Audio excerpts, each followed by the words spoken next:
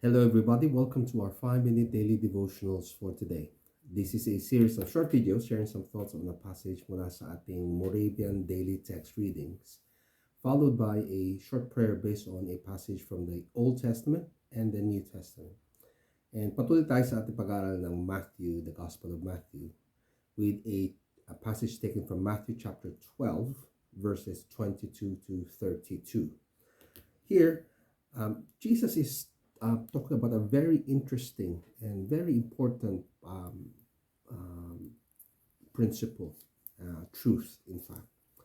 And the context here is Jesus has just healed a demon possessed man that was blind and mute. So, isang tao na nasasapian ng masamang espiritu na hindi makapasalita at bulag. So, posible pala na mga bulag at mga pipi possessed ng demonyo. But I think this is an extraordinary situation. And in that situation, he set this man free from the demon possession.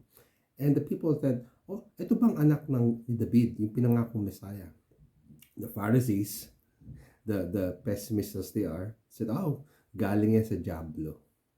And Jesus, perceiving their thoughts, said, every kingdom, and this is our passage, verse 25, every kingdom divided against itself is laid waste, and no city or house divided against itself will stand. So parang sinasabi ni Jesus dito, kung galing ako, kung gawa to ng Diablo, ba't ko papalayasin ng Diablo? Yung demonyo. Di ba parang kinukontra ko sarili ko? Pero kung ito'y galing sa Diyos, nakita niyo yung kaluwalhatian ng Diyos. Jesus is saying, mag-ingat kayo. Huwag niyo i-judge yung mga magagandang bagay na resulta ng gawa ng kaaway. And he even shared this warning. Verse 32, whoever speaks a word against the Son of Man, laban kay Jesus, will be forgiven. Papatawarin ka kung lalapastanganin mo yung pangalan ni Jesus. Pero, however, whoever speaks against the Holy Spirit will not be forgiven. Hindi daw papatawarin. Kung lalapastanganin mo yung banal na Espiritu, you will not be forgiven either in this age or in the age to come. So absolute.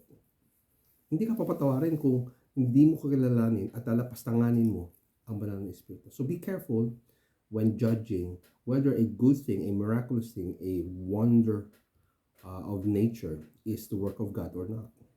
It's better for us to just ask God, Lord God, if this is your work, kung gawa mo to, Diyos, madwalhati ka. Pero kung ito'y gawa ng kaaway, nawa Panginoon, ikaw ang siyang kumilos sa sitwasyon. But the important thing here is, yung sinabi ni Jesus sa verse 25, every kingdom divided, every city or house divided against itself will not stand.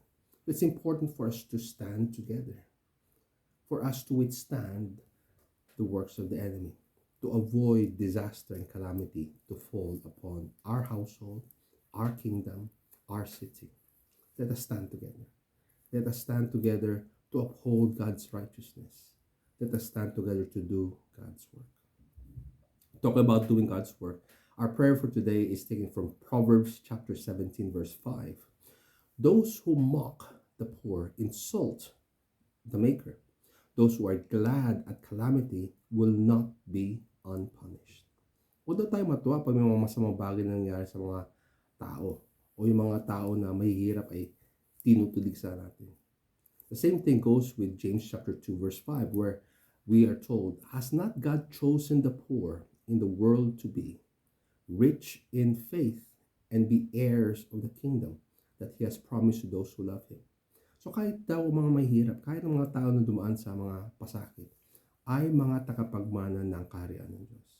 So huwag natin sila maliitin, huwag natin sila baliwalain. Let us serve them, let us help them, let us aid them. Yes, they will still remain. Maaring din natin sila maalis sa sitwasyon ng kahirapan. But God is calling us out to become instruments of blessing and help for those people. Let us do our work. Let us do our part to do God's work in this world. Let us pray. Morning star, travel with us this day. Inspire us to help those in need of aid. Let us give them a helping hand, a tender ear, or do a simple task, and be the wiser and better for our efforts to show your grace. Amen. Amen. May God bless you as you live out and follow God's word.